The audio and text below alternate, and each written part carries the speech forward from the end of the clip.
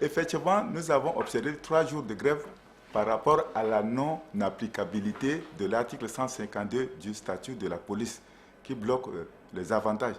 Vous savez que nous travaillons beaucoup, mais il y a un statut qui a été voté par l'Assemblée, mais on n'applique que la partie sanction, mais on ne peut pas appliquer la partie avantage, c'est-à-dire que la rémunération. C'est pour cela que nous voulons que l'article 152 qui dit que la partie financière soit prise en compte à une date ultérieure. Ça veut dire que jusqu'à aujourd'hui, ça fait 11 ans qu'on attend et que ça ne vient pas, ça n'a jamais été déverrouillé. C'est pour ça que nous avons observé pour que le gouvernement, la présidence de la République revienne sur leurs décisions.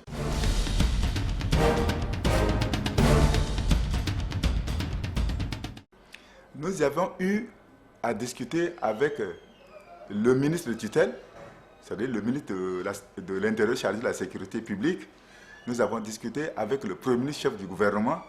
Et là, maintenant, c'était en présence de nos chefs et du ministre personnellement. Le premier ministre nous a dit que les revendications sont légitimes et il va s'atteler à mettre en place un comité de réflexion qui va statuer, qui va réfléchir sur l'incidence budgétaire. Ça veut dire que depuis 2016 jusqu'à maintenant, il y a eu des avancées en grade. Donc, par exemple, on avait 8 généraux, mais maintenant ils sont 11. Enfin, on avait 6, maintenant ils sont 8. Alors, donc, ça veut dire que la masse salariale a augmenté un tout petit peu.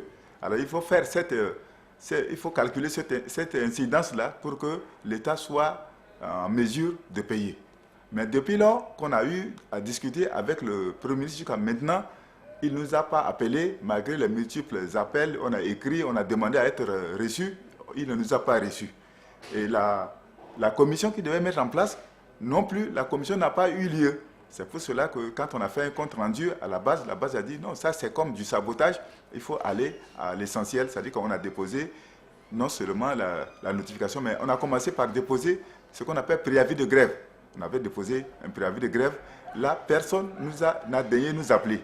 Ni le ministère, ni la primature, ni l'Assemblée nationale. Pourtant, on a fait ce qu'on appelle les ampliations à toutes ces institutions-là. Même la présidence ne nous a pas appelés. C'est pour ça que nous sommes rentrés en grève.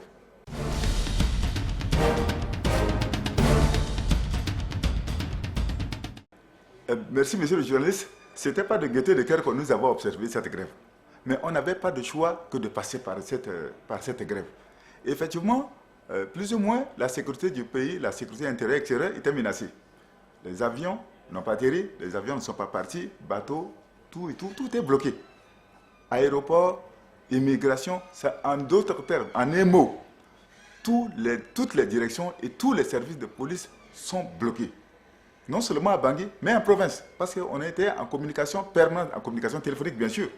On était en communication téléphonique permanemment avec ceux de province. Et il y a des émissaires également qui sont venus de province, qui nous ont trouvés, on leur a expliqué, et puis voilà. Donc tout le monde est concerné, tout le monde a le ras-le-bol, et tout le monde ne veut pas attendre une seconde pour avoir cette situation dénouée.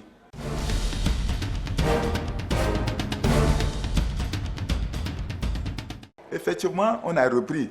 En matière syndicale, quand il y a une négociation, il y a une ouverture. Quand vous rentrez en grève et qu'il y a une ouverture, c'est-à-dire qu'il y a une négociation, vous suspendez provisoirement cette grève, vous rentrez en négociation et après, quand ça marche, vous revenez pour dire que ok, ce qu'on a réclamé, voilà, le résultat c'est ça. Mais au cas où ça ne marche pas, vous revenez toujours vers la base et c'est la base qui est souveraine. Ceci étant, nous étions en pourparlers avec la présidente de la République.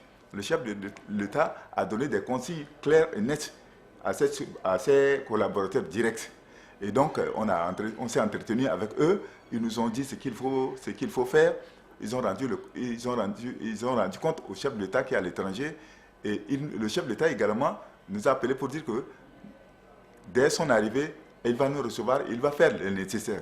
Et à partir de ce moment-là, nous vous disions que la grève n'est pas totalement arrêtée, mais elle était suspendue. En principe, on doit se voir. S'il n'y avait pas de négociation, après 3 jours, on devait se voir avec la base le samedi pour entamer les 8 jours Parce qu'après 3 jours, c'est 8 jours. Après 8 jours, c'est 21 jours. Et après 21 jours, c'est maintenant une grève illimitée. Mais on s'est arrêté à 3 jours, comme on a un début de solution. C'est pour cela qu'on est arrêté. Mais cela sous-entend que le chef d'État arrive. Et ça dépendra, la suite dépendra de tout ce que le chef d'État va mener comme action.